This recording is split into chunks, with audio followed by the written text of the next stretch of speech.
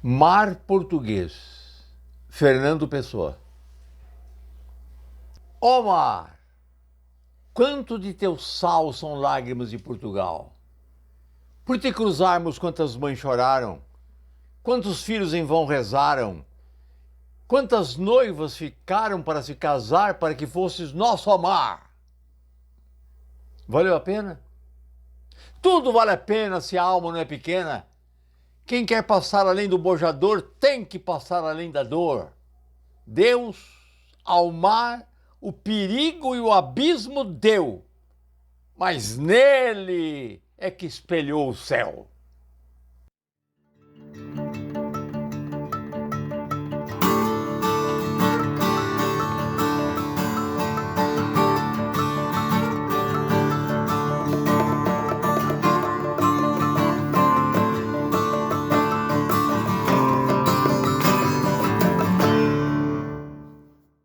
Estou iniciando a aula 39, Fernando Pessoa. Sobre Fernando Pessoa, eu gostaria de dar 5 aulas. Fernando Pessoa, o épico. Fernando Pessoa, o lírico. E os 3 heterônimos dele, Álvaro de Campos, Alberto Caieiros e Ricardo Reis. 5 aulas para Fernando Pessoa. Essa aula de hoje é o Fernando Pessoa épico. Vamos deixar o texto no vídeo e vamos tentar explicar alguma coisa do poema que eu acabei de ler. Mar Português. Observa que ele escreveu português com a letra Z. E sem dúvida nenhuma, português com Z no passado era um adjetivo que tanto servia ao masculino ou feminino. Homem português, mulher português. Mais tarde é que passou a ser escrito com S e com 2 gêneros.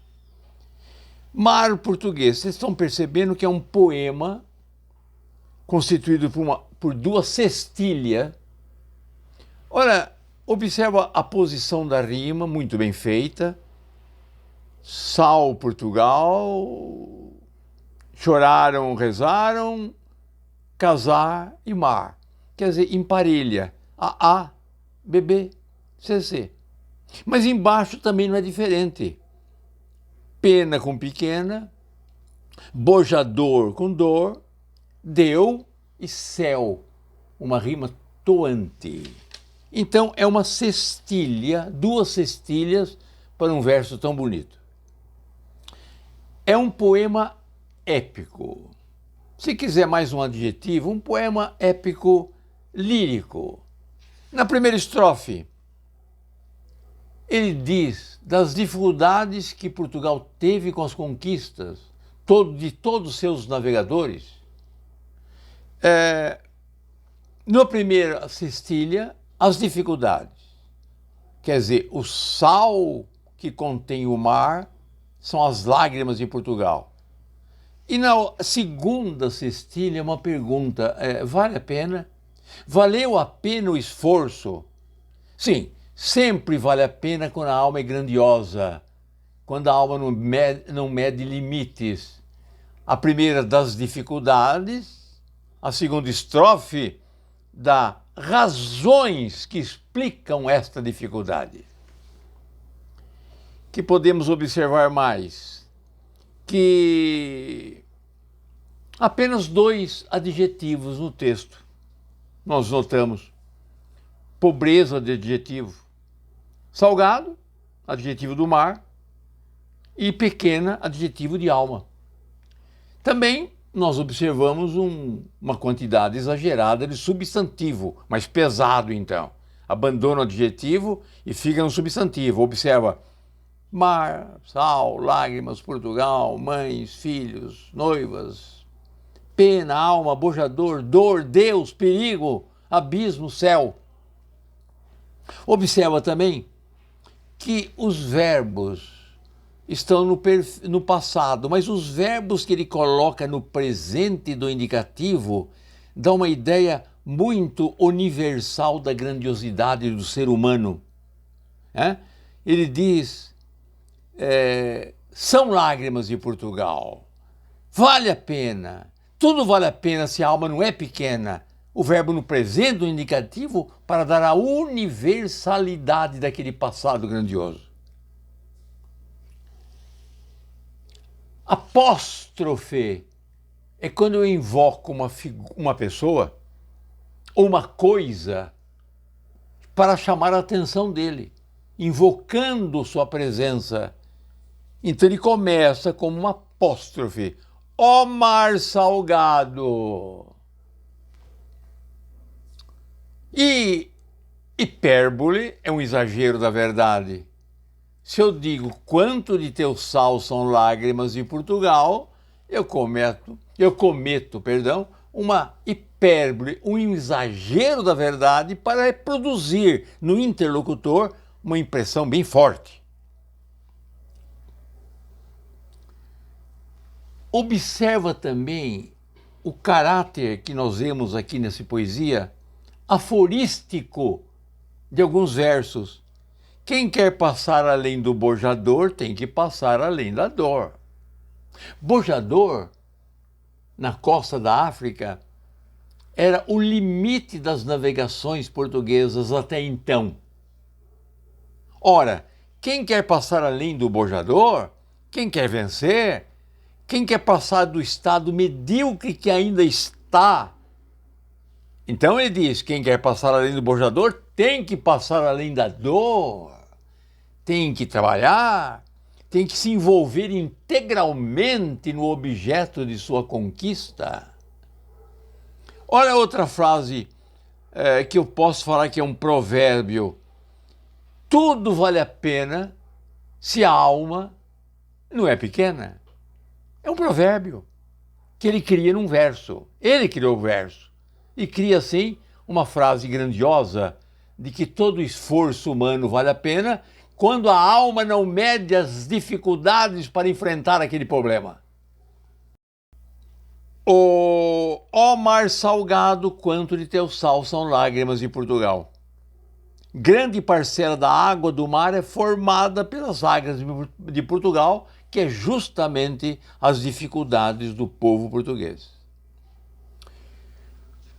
Na praia, algumas pessoas falando na partida do navio, do Tejo, e no mar, alguns navegadores indo para os descobrimentos. Quem está na praia? Quantas mães choraram? Quantos filhos em vão rezaram? Quantas noivas ficaram para se casar? Estão na praia, estão mães, filhos e noivas. Então quem está no mar? Se a mãe está no mar, na praia, os filhos e o marido são navegadores. Se os filhos estão na praia, os pais são os navegadores. E se o noivo está no mar, a noiva está na praia. Estão falando de navegações. Valeu a pena o fato que a conquista do mar, apesar dos aspectos positivos, há também aspectos negativos. Valeu a pena? Tudo vale a pena. Fernando Pessoa nasce em Lisboa em 1888 e morre no Hospital São Luís, em Lisboa, em 1935, no dia 30 de novembro. Mas no dia 30 de março de 1935, alguns meses antes de morrer, ele escreve sua biografia. Vamos ver alguma coisa. O que ele escreve? Nome completo: Fernando Antônio Nogueira Pessoa. Idade e naturalidade: nasceu em Lisboa. Ascendência geral: misto de fidalgo e judeu. Estado: solteiro. Profissão. A designação mais própria será tradutor. A mais exata, a de correspondente estrangeiro em casas comerciais. O ser poeta e escritor não constitui profissão nem vocação. É ele que está escrevendo. Funções sociais que tem desempenhado. Se por isso se entende cargos públicos ou funções de destaque, nenhuma.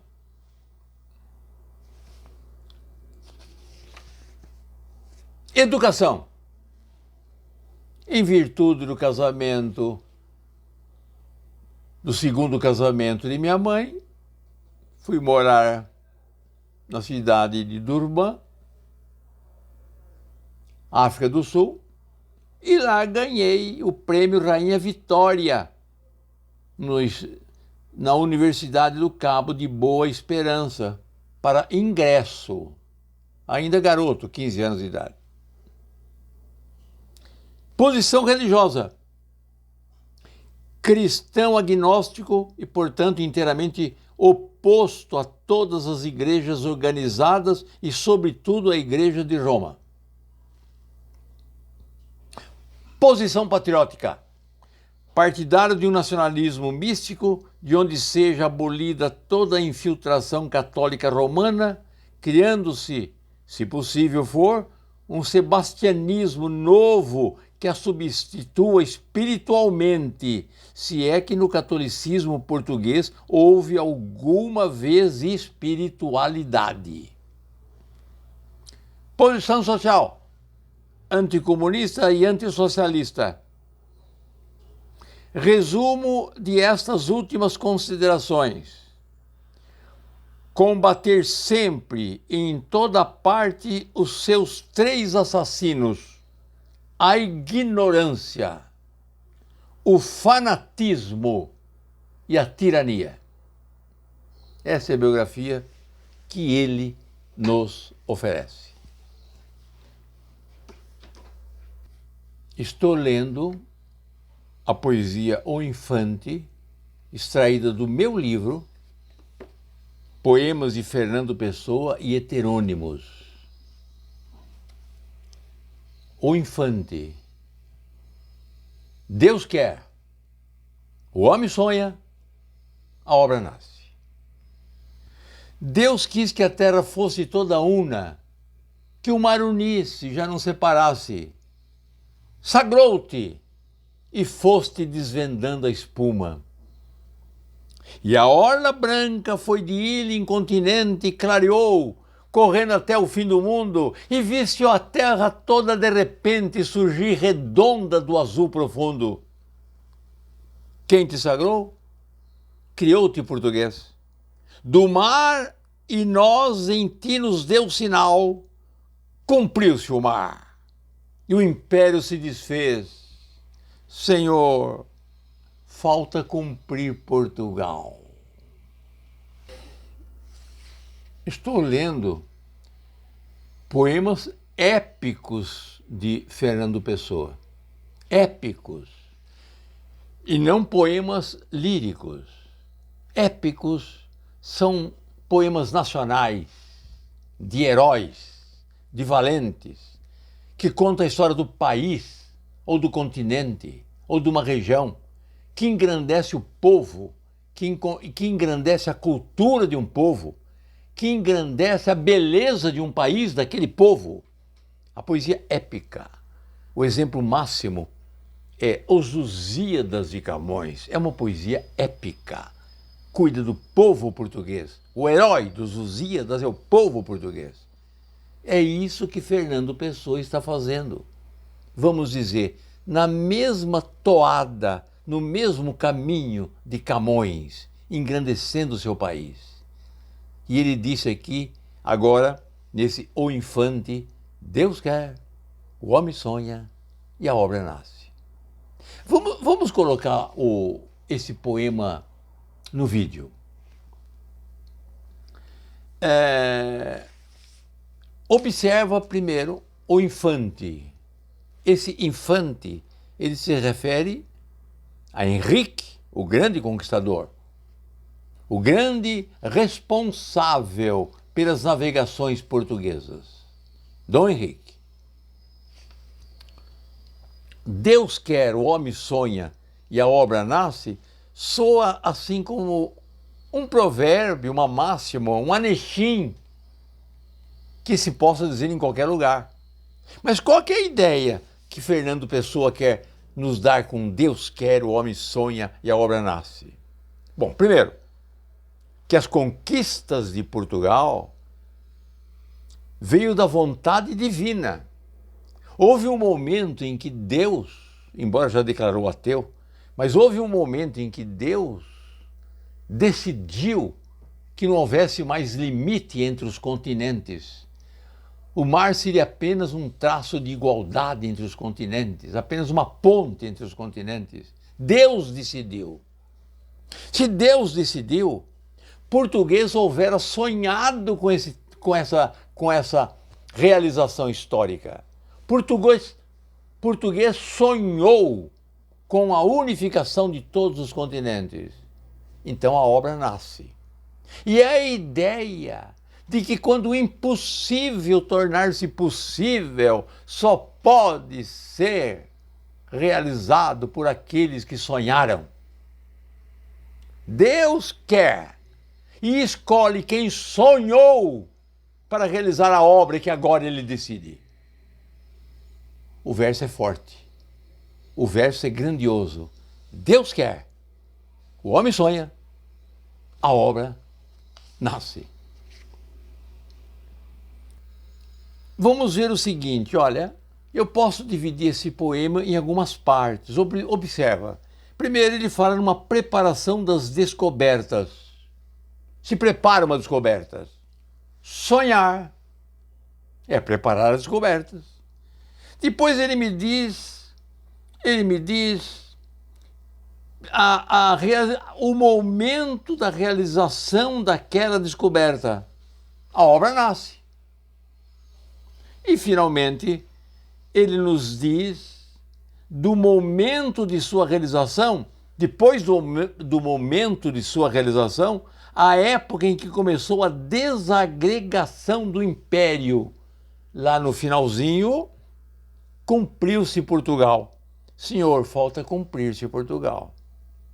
Qual é a ideia dessa frase? Vamos ficar mais calmo aqui. Qual é a ideia dessa frase? Eu vou ler a última estrofe. Quem te sagrou, criou-te português. Do mar e nós em ti nos deu sinal. Cumpriu-se o mar e o império se desfez. Senhor, falta cumprir-se Portugal. Depois que Portugal conquista o mundo, a África, a América e a Ásia, cumpriu-se o mar. Aquilo que Deus decidiu e Portugal sonhou, foi cumprido. Esse mar não é só dos portugueses agora, é do mundo inteiro. Todo mundo explora esse mar. Portugal descobriu o mar não é para ele, mas para todos os povos.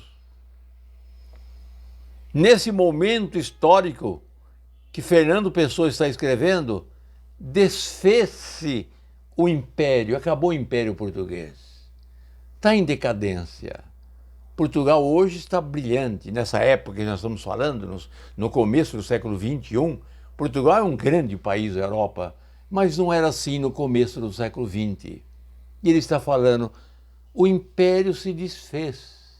E o que ele quer? Senhor, falta cumprir-se Portugal. Falta que Portugal realize novamente um grande sonho que Deus queira, mas que seja só dele, que não seja um bem entregue a todos os povos. Então ficamos assim. Deus quer, o homem sonha, a obra nasce. É por vontade de Deus que o homem sonha com a realização das grandes obras e cumpre a sua vontade. Observe que no poema, o poeta escreve o verbo sagrar 2 vezes. Sagrou-te. E lá embaixo, novamente, o verbo sagrar. 2 vezes sagrar. Quem te sagrou, e sagrar-te. Sagrar é um elemento místico da Igreja Católica e de qualquer religião. Sagrar é transformar misticamente um homem num adepto de uma mentalidade religiosa. Sagrar um sacerdote, sagrar um bispo, sagrou-te. Usa o verbo sagrar. Por quê? Porque ele aproxima o homem infante a um elemento divino. Sagrou-te. E depois de sagrado, foste desvendando as espumas. O que me emociona nesse poema também é a segunda estrofe.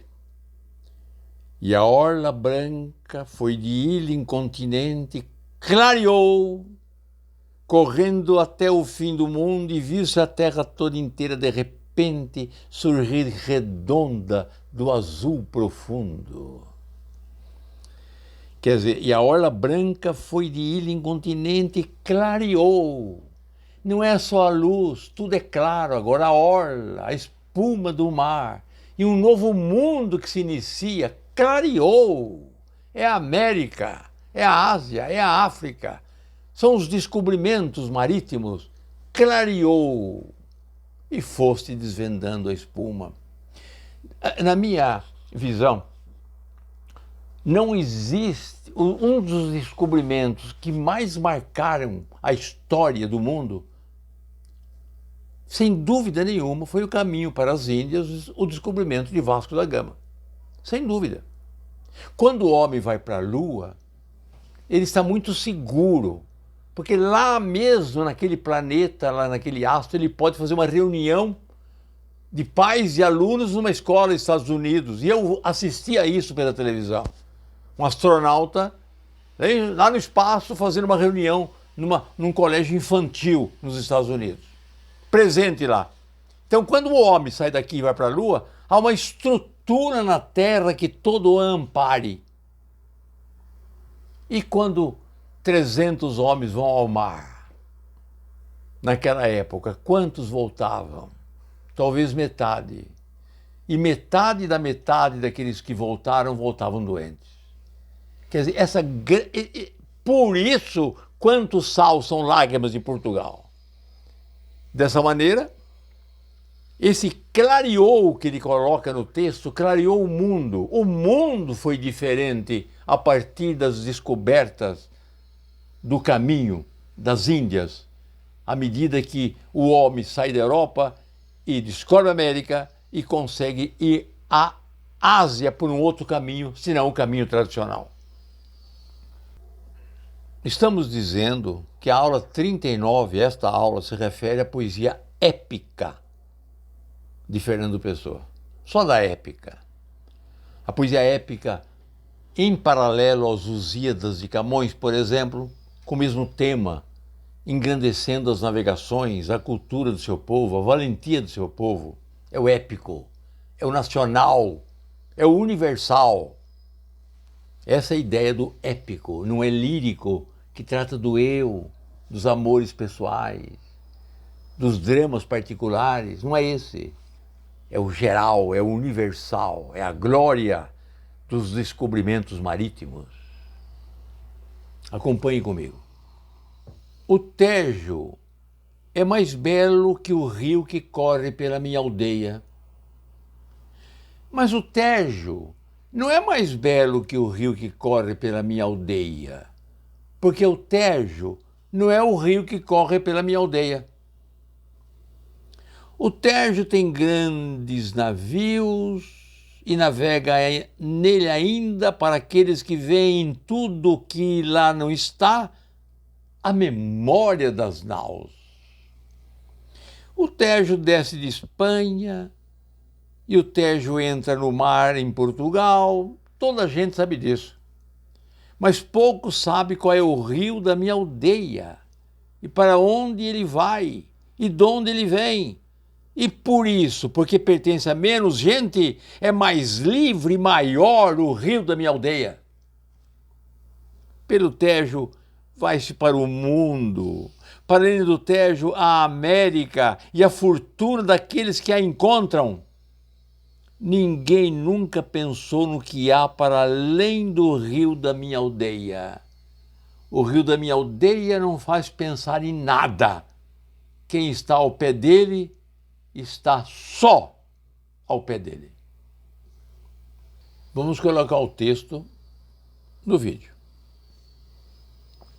Vamos pegar a primeira estrofe e explicar alguma coisa.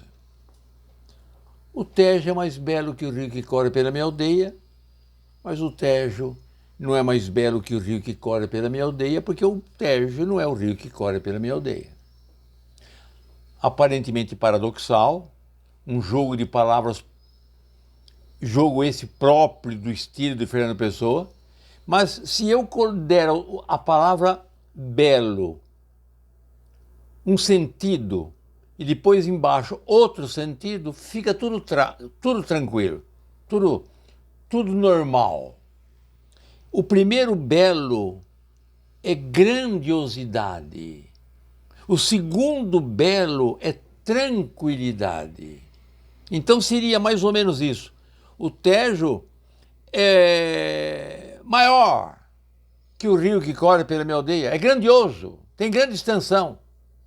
E o segundo, mas o Tejo não é mais belo, não é mais tranquilo que o rio que corre pela minha aldeia. O paradoxo se desfaz. O Tejo tem... Vamos ver a segunda estrofe? O Tejo tem grandes navios e navega nele ainda para aqueles que veem tudo que lá não está, a memória das naus. O que é que eu tenho... Essa passagem está enfatizando o quê? A tradição histórica do rio. Quer dizer, o Tejo tem grandes navios e depois ele fala embaixo a memória das naus. Navios é o presente, naus é o passado.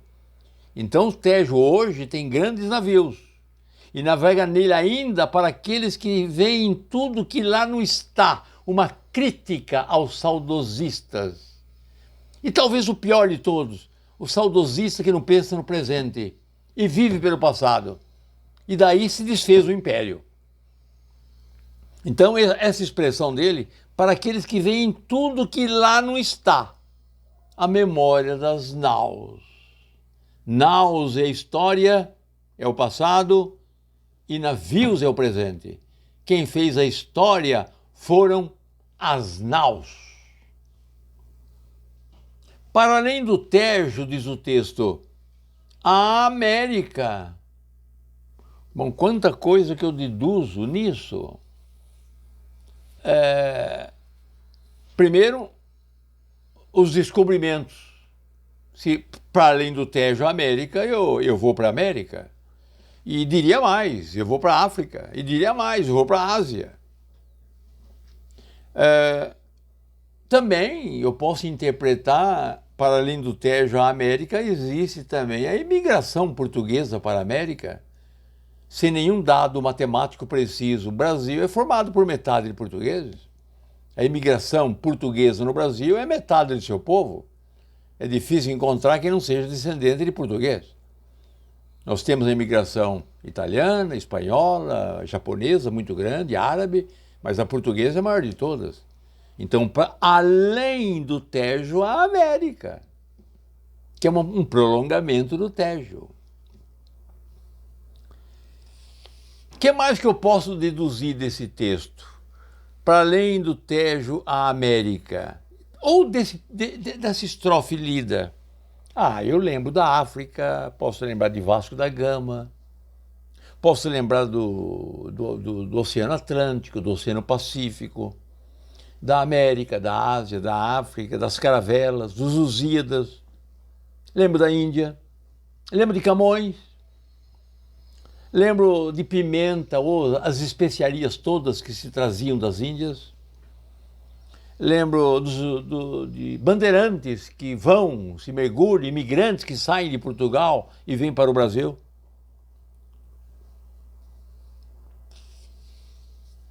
Então, esse poema diz o seguinte: se eu puder pegar o verso mais que se aproxima ao que o autor está querendo dizer, são vários, né? Mas o rio da minha aldeia não me deixa pensar em nada. Ele é todo para mim. Ele não faz pensar em nada das navegações, em nada do passado. Quer dizer, o rio me dá tranquilidade. Tranquilidade. Mas essa história de Portugal está presente no texto. O monstrengo. O monstrengo que está no fim do mar, na noite de breu, ergueu-se a voar à roda da nau, voou três vezes a chiar e disse: quem é que ousou entrar nas minhas cavernas que não desvendo? Meus tetos negros de fim do mundo? E o homem do lemo disse, tremendo: ele rei D. João II. De quem são as velas onde me roço? De quem as quilhas que vejo e ouço? Disse o monstrengo, e rodou três vezes rodou, imundo e grosso. Quem vem poder o que eu só posso, que moro onde nunca ninguém me visse, e escorro os medos do mar sem fundo?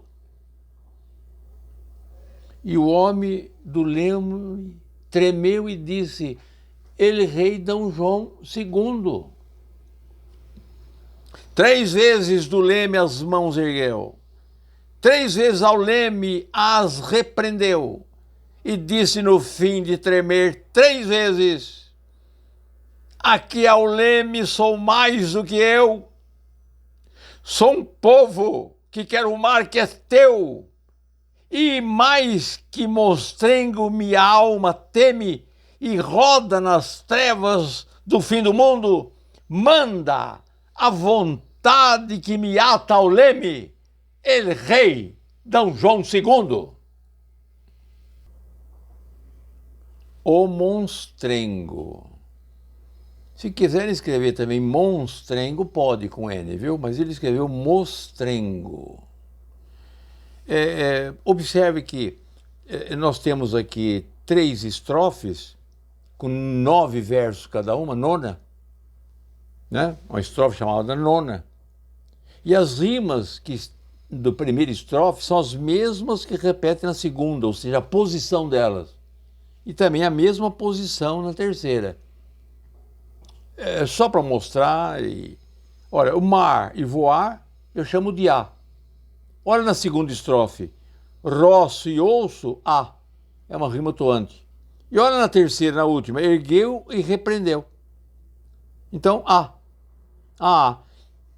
Esse B, vezes, não tem rima com ninguém. Mas também embaixo, vezes, ele repete. E finalmente, lá embaixo, o eu fica sem rima. Mas enfim, a mesma posição da rima que ele dá na primeira estrofe, ele dá na segunda e na terceira. Esse monstrengo que aparece é o gigante Adamastor. É o gigante Adamastor que apareceu lá para Vasco da Gama. E Camões escreve de um jeito e ele escreveu de outro. Aliás, brilhante o tipo, o estilo de Fernando Pessoa. É impressionante, é emocionante. Lá em Camões, vocês se lembram. Porém, já 5 sóis eram passados, que dali nós partíramos por mares nunca-dantes navegados, prosperamente os ventos assoprando, quando uma noite, estando descuidados, na cortadura proa, vigiando, uma nuvem que os ares escurece sobre nossa cabeça aparece. Tão tenebrosa vinha encarregada, que pôs nos corações um grande medo, bramindo o negro mar de longe brada, como se desse em vão em algum rochedo. Ó potestade, disse sublimada, que ameaço divino, ou que segredo esse crime, esse mar nos apresenta, que maior coisa parece que a tormenta.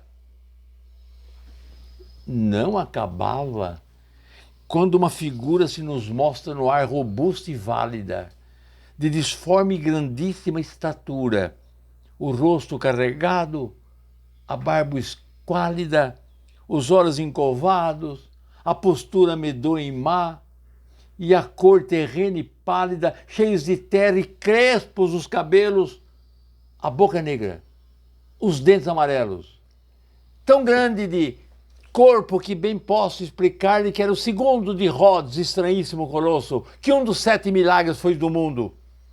Com tom de voz nos fala horrendo e grosso que pareceu sair do mar profundo. Arrepiam-se as carnes e os cabelos, a minha todos, só de ouvi-lo e vê-lo. Oh, gente ousada, mas que quantas!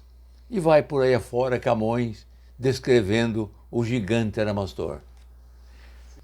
Fernando Pessoa também descreve o monstro dele. O monstro. Vamos colocar no vídeo o monstro do Fernando, o gigante Adamastor de Fernando Pessoa. Existem sensações visuais no texto que vocês percebem, né? Eu estou vendo tetos negros, trevas do fim do mundo, as quilas que aqui vejo. Também na sinestesia de audição, né? Está presente no texto a audição. Olha, voou 3 vezes a chiar, é um monstro. As quilhas que ouço, quilhas, a madeira do navio que ouço na navegação.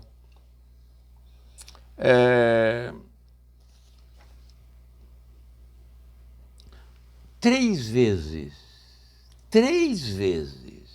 ele usa 3 vezes, 2 vezes, ou seja, 6 vezes. E 3 é uma palavra cabalística, só podia ser 3 vezes. A Santíssima Trindade, o Pai e o Espírito Santo, 3 vezes na Igreja Católica. É cabalístico. O menino, quando quer brincar de uma coisa, pular todos no rio, 1, 2, 3. É no 3 que ele para, não é no 2 nem no 4, porque o 3 é cabalístico. Um triângulo tem 3 pontos, e se eu parto de um deles e caminho sempre, eu volto para de onde parti. É sempre cabalístico o 3. 3 vezes ele chiou, e 3 vezes, e 3 vezes, e insiste nos 3 vezes. O que é quilha? É uma peça de madeira que se coloca embaixo do navio, que vai da popa, né, até a outra extremidade, que é a estrutura básica, firme do navio, né? É a estrutura mais fundamental do navio, que o sustenta. O mais empolgante nesse texto, o que mais me cativa nesse texto, é o medo de Vasco da Gama na primeira estrofe. Muito humilde, tremendo, olha a primeira estrofe, tremendo. El rei D. João II, medo. É o rei que o mandou descobrir o mundo. Na segunda estrofe, o monstrengo fica mais bravo ainda. Estou roçando numa nave estranha, do mar que é meu.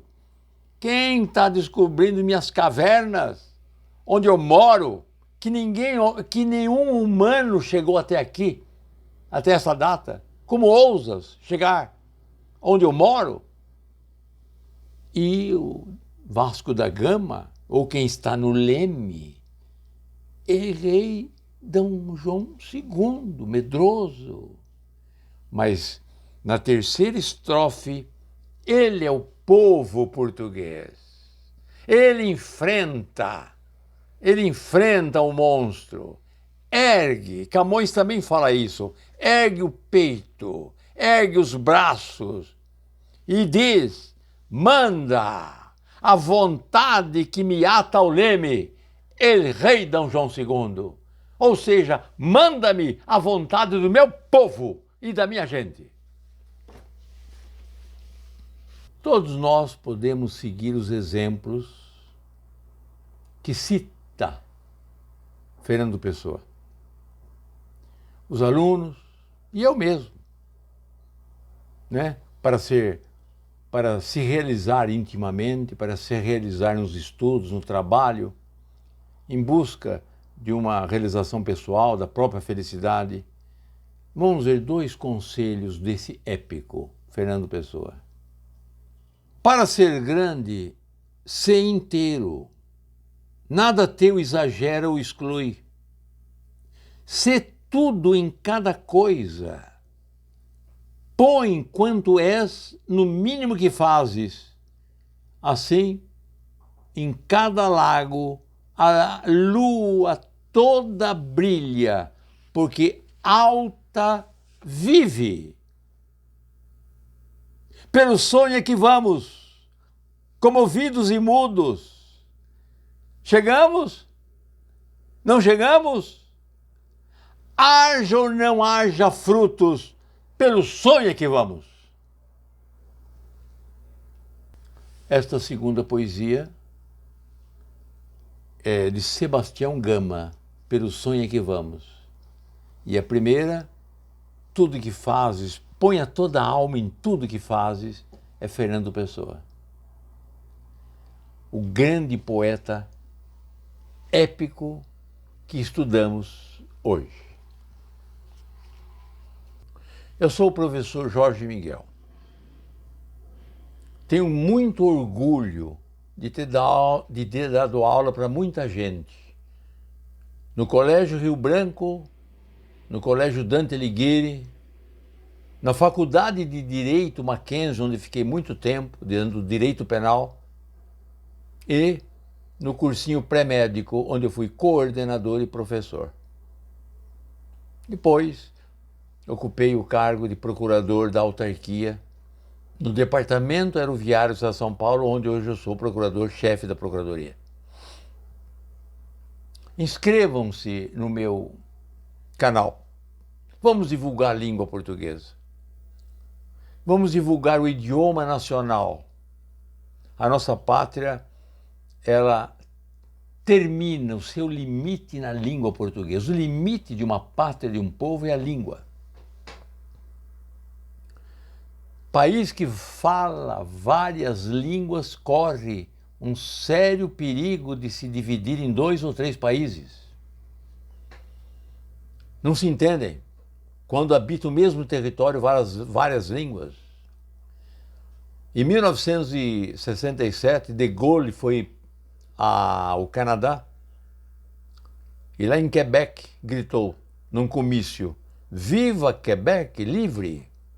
Porque lá se fala francês. Então estava dando uma ideia de liberdade regional para se tornar um país, a região de Quebec. Logo foi declarado persona non grata, ou seja, mais ou menos uma maneira educada de expulsar do país. Onde se fala 2 línguas, corre-se muito perigo de haver 2 países. Os exemplos são vários. Espanha, Canadá, Suíça. Eu estava fazendo o colegial, no 2º ano do colegial, então eu tinha 17 anos de idade, mais ou menos, e li pela primeira vez o poema de Fernando Pessoa, O Tejo é mais belo que o rio que corre pela minha aldeia. Eu gostei do poema. Eu não tinha a maturidade de interpretá-lo como interpretei mais tarde, lendo mais devagar, né? Com mais conhecimento. Mas, como eu já disse em outros vídeos, eu não sou poeta e gosto muito de poesia, então eu imitando Fernando Pessoa posso escrever alguma poesia. Não é plágio, é imitação, estou imitando. E está no meu livro de poesia outra que imita Fernando Pessoa. Eu estou citando Fernando Pessoa, eu cito que eu estou imitando a Fernando Pessoa. É o meu livro de poesia, Versos Bissextos. Brasília é mais bela que a cidade em que nasci. Mas Brasília não é mais bela que a cidade em que nasci, porque Brasília não é a cidade em que nasci. Brasília tem grandes edifícios, e andam por eles grandes políticos, e moram neles homens importantes. A capital fica no Planalto, governa, fiscaliza, exercita o poder. Toda a gente sabe disso. Mas pouco sabe qual é a cidade em que nasci e onde fica e quem governa e quem vive nela. E por isso, porque pertence a menos gente, é mais livre e maior a cidade em que nasci. Por Tabatinga não se vai, vive-se. E se por acaso se vai, dela não se esquece nunca. Ai, como a luz do entardecer em Tabatinga, pairando sobre os laranjais, demora o seu adeus. É que o sol também gosta de perfume, azul, frutas, folhagem, ar puro. Ninguém sabe disso. Ninguém nunca pensou no que há na cidade em que nasci. Tabatinga não faz pensar em nada. Quem nasce em Tabatinga apenas nasceu em Tabatinga. Nada mais. A minha pátria é a língua portuguesa.